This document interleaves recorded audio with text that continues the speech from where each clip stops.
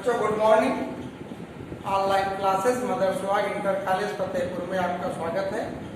आज कक्षा 8 में मौलिक अधिकार नागरिक शास्त्र विषय नागरिक शास्त्र अभ्यास 2 मौलिक अधिकार तथा कर्तव्य, इसके अंतर्गत आपको दीर्घ प्रश्न लिखाए जाएंगे। पहला प्रश्न आपका है मौलिक अधिकार किसे कहते हैं, विस्तार पूर्वक समझाइए। तो इसका मीन्स ये हुआ कि हमारा दीर्घ क्वेश्चन है। अभी हमने आपको साइड में बताया होगा कि 6 मौलिक अधिकार होते हैं। पहला समानता का अधिकार, दूसरा स्वतंत्रता का अधिकार, तीसरा शोषण के विरुद्ध अधिकार, चौथा धर्म की स्वतंत्रता का अधिकार या धार्मिक स्वतंत्रता का अधिकार, पांचवा सांस्कृतिक एवं शैक्षणिक अधिकार और छठा है संवैधानिक उपचारों का अधिकार। ये 6 अधिकार हमारे होते हैं। अब इनको हमको डिटेल में आपको बताना है, विस्तृत रूप से इनको समझाना है।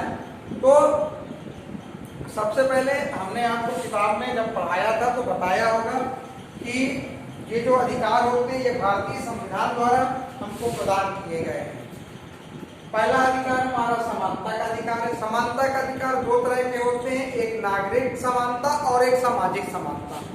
नागरिक समानता में प्रत्येक नागरिक को, भारत का जो नागरिक है वह चाहे किसी जाति धर्म या छोटा बड़ा अमीर गरीब जो भी है, सभी को चुनाव लड़ने और मत डालने यानी कि वोट डालने का अधिकार प्रदान किया है हमारे भारतीय संविधान ने। और दूसरा है सामाजिक समानता का अधिकार। सामाजिक समानता से मतलब ये है कि प्रत्येक व्यक्ति चाहे वह गोरा हो, काला हो, किसी भी जाति का हो, किसी भी लिंग का हो, प्रत्येक समाज में रहने वाले व्यक्ति को समान उन्नति और समान शिक्षा का अधिकार प्रदान किया गया है। किसी को की उन्नति या किसी की शिक्षा उसके वर्ण, जाति और धर्म के आधार पर ना तो उसको विशेष स्थान मिलेगा और ना उसको विशेष उसकी उन्नति की जाएगी। तो ये सामाजिक समानता हो गई। नेक्स्ट आपका है स्वतंत्रता का अधिकार। स्वतंत्रता के अधिकार के तहत भारत के प्रत्येक नागरिक को यह स्वतंत्रता प्रदान की गई है कि वह भारत के किसी भी भाग में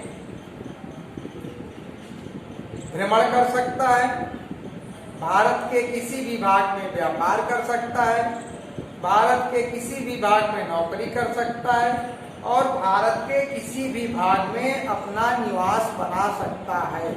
यह व्यवस्था अभी तक केवल जम्मू कश्मीर में नहीं थी निवास वाली, लेकिन 5 अगस्त 2019 के बाद से जम्मू कश्मीर में धारा 370 हटने के बाद यह अब भारत का प्रत्येक नागरिक वहाँ भी निवास पा सकता है, निवास स्थान बना सकता है।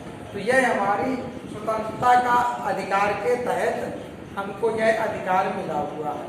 अब नेक्स्ट आपका है शोषण के विरुद्ध अधिकार। शोषण हमारे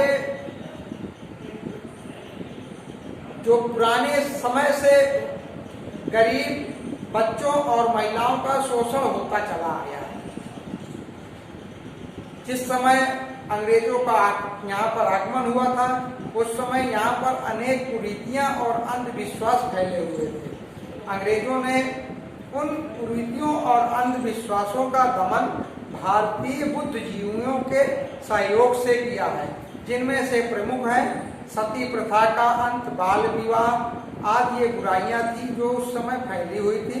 उन्हीं और उसी के जैसे ये शोषण के विरुद्ध अधिकार था।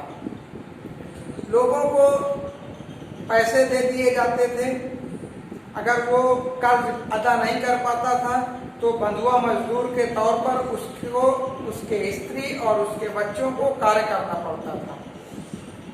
तो ये जो अधिकार मिला हुआ है शोषण के विरुद्ध अधिकार, तो सबसे ज्यादा समाज में शोषित वर्ग था महिलाएं, गरीब और बच्चे, इन्हीं का शोषण होता था। तो ये अधिकार विशेष रूप से शोषण के विरुद्ध जो अधिकार मिला हुआ है ये गरीबों को, बच्चों को और महिलाओं को मिला हुआ है। पुरुषों को भी मिला हुआ है, लेकिन महिलाओं को कुछ विशेषाधिकार भी मिले हुए हैं, बच्चों को कुछ विशेषाधिकार मिले हैं। जैसे बच्चों को 14 वर्ष की उम्र तक कोई भी परिश्रम वाला कार्य नहीं करा सकता। 14 वर्ष के बच्चों को तक के बच्चों को निःशुल्क शिक्षा प्रदान की जाएगी। ये बच्चों और महिलाओं को भी कुछ विशेष अधिकार मिले हुए हैं, जैसे कि घरेलू हिंसा आदि आदि जो है, तो ये शोषण के विरुद्ध अधिकार भारतीय नागरिक को प्रदान किए गए हैं। नेक्स्ट आपका है धर्म की स्वतंत्रता का अधिकार या धार्मिक स्वतंत्रता का अधिकार। इस स्वतंत्रता के अधिकार के अंतर्गत भारत का प्रत्येक नागरिक, चाहे वह किसी भी धर्म का हो, हिंदू, मुस्लिम, सिख, ईसाई, वह अपने धर्म का प्रचार प्रसार और उस धर्म को मानने, धर्म के अनुसार त्योहार मनाने आदि के लिए स्वतंत्र है। तो भारत का प्रत्येक नागरिक अपना धर्म अपने मनचाहे तरीके से मना सकता है, जिसमें से किसी का या राज्य का कोई हस्तक्षेप नहीं है, चाहे वो जिस जाति का हो, चाहे जिस धर्म का हो, वह अपना धर्म स्वतंत्र रूप से मना सकता है। नेक्स्ट आपका है सांस्कृतिक एवं शैक्षणिक अधिकार। प्रत्येक धर्म जाति के कुछ भाषाएं, कुछ लिपि और कुछ संस्कृति होती है, जिसको बढ़ाने के लिए, बढ़ावा देने के लिए प्रत्येक धर्म जाति के व्यक्ति अपने अनुसार विद्यालय खोल सकते हैं और उसका प्रचार प्रसार कर सकते हैं। किसी भारत के किसी भी कोने पर उनको इस चीज से मना करने वाला कोई नहीं। अगला आपका है संवैधानिक उपचारों का अधिकार। इसके अंतर्गत हमारे सभी मौलिक अधिकारों की रक्षा होती है और यही संवैधानिक उपचारों का अधिकार इन मौलिक अधिकारों में सबसे महत्वपूर्ण अधिकार है। इसके तहत अगर किसी व्यक्ति का मौलिक अधिकारों का हनन होता है तो वह न्यायालय भी जा सकता है। तो इस तरह हमारे जो है मौलिक अधिकार, 6 मौलिक अधिकार थे, ये समाप्त हो गए हैं। नेक्स्ट क्लास में अगले क्वेश्चन आपको बताए जाएंगे। Thank you.